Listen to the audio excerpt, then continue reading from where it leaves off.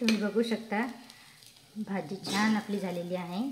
आणि अशा प्रकारे जर तुम्ही कारल्याची भाजी करसाल तर मुळीच कडू लागणार नाही आणि लहान मुलंसुद्धा फार आवडीने ही भाजी खातील।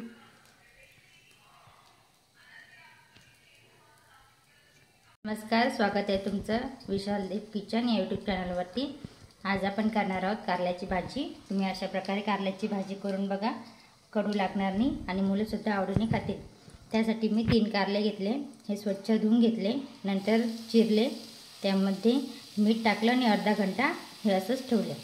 आता वाटणमध्ये आपल्याला लागणार आहे, भाजून मी शेंगदाणे घेतले, 1 कांदा घेतला, खोबरं घेतलं, कोथिंबीर, लसूण आणि तिखट, जिरं, हळद आणि मीठ। सर्वात प्रथम आपण आता शेंगदाणे, लसूण आणि खोबरं, थोडीशी कोथिंबीर, आता हे जाडसर आपण मिक्सरमधून वाटून घेऊ।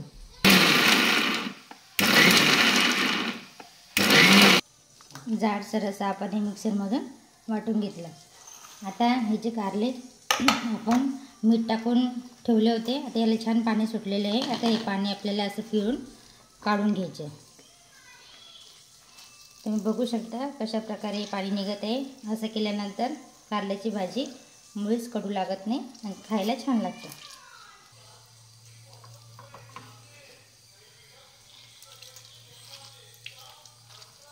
आता फोडणी देण्यासाठी कढई गॅसवर ठेवली, त्याच्यामध्ये थोडंसं तेल टाकलं, तेल छान तापलेलं आहे। आता आपण जिरं टाकूया आणि थोडीशी हळद आणि चिरले कारले टाकून घेऊया। आता हे छान कारला आपल्याला याच्यामध्ये छान परतून घ्यायचं आहे, खरपूस होईपर्यंत।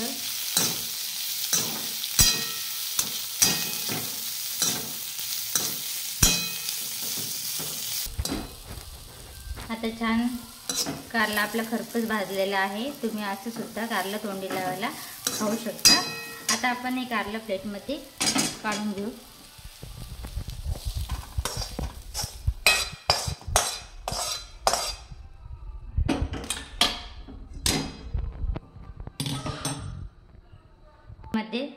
कढईमध्ये परत तेल ठेवलं, आता कांदा आहे, कांदा टाकून देऊ। कांद्याला छान गुलाबी रंग येईपर्यंत आपण परतून घेऊ।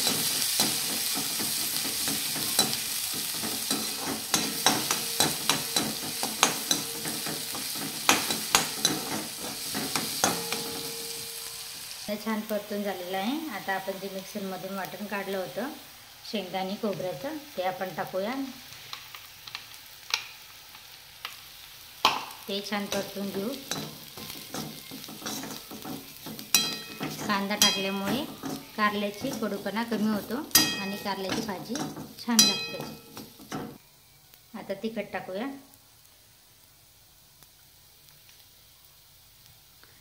आणि कारल्यामध्ये ऑलरेडी आपण मीठ टाकलेले आहे, ते यामध्ये थोडंसं मीठ टाकूया।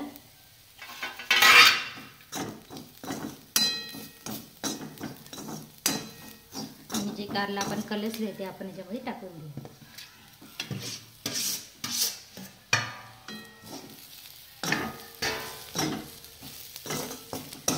भाजी छान कलसून घ्यायची आणि 2 मिनिटापर्यंत झाकण ठेवून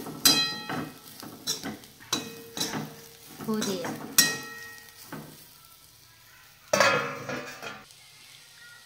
कारल्याची भाजी आता आपली झालेली आहे। यामध्ये आपण आता कोथिंबीर टाकूया।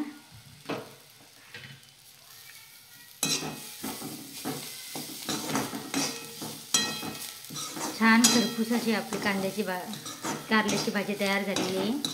आता आपण सर्व करूया।